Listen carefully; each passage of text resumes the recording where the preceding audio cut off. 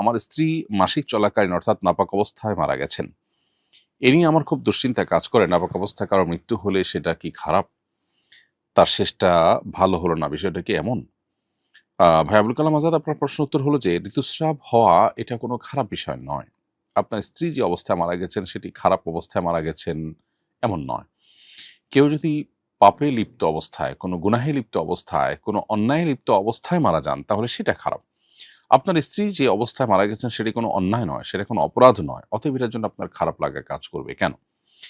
এটা যেহেতু সাধারণ বিষয়, স্বাভাবিক বিষয়, আল্লাহ তাআলা প্রদত্ত বিষয় এবং আল্লাহ কর্তৃক অবধারিত বিষয় বিধায় এই অবস্থার মৃত্যু আপনার জন্য স আ মূলত কোনো খারাপ কোনো মৃত্যু হিসেবে বিবেচিত হবে না।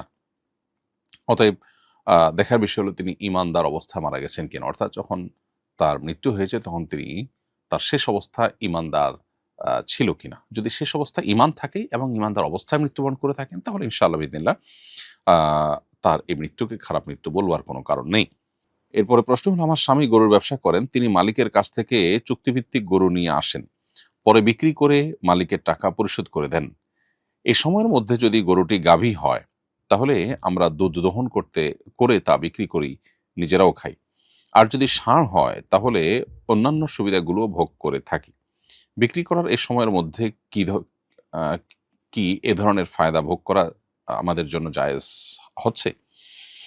উত্তর হলো যে আপনার স্বামী মূল মালিক থেকে আ ক্রয় করে আনেন।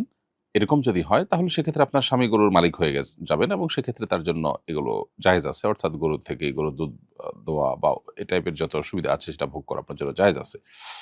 আর যদি আ সম্পূর্ণ ক্রয়-বিক্রয় সম্পন্ন না হয়, এমন হতে পারে যে ক্রয়-বিক্রয় সম্পন্ন হয়েছে। আ উম আপনার মূল্য তিনি পরে পরিশোধ করবেন, বাকিতে কিনেছেন। এরকম যদি হয় তাহলে তার জন্য তো এই গরুর দুধ দহন করা এবং গরু দ্বারা অন্যান্য বেনিফিট নেওয়া জায়েজ আছে। ব্যাপারটা যদি সেরকম না হয়, বরং বিক্রিটাই পূর্ণাঙ্গ না হয়, ঝুলন্ত থাকে, তাহলে সেক্ষেত্রে আপনার স্বামীর জন্য এটা ভোগ করা জায়েজ হবে না।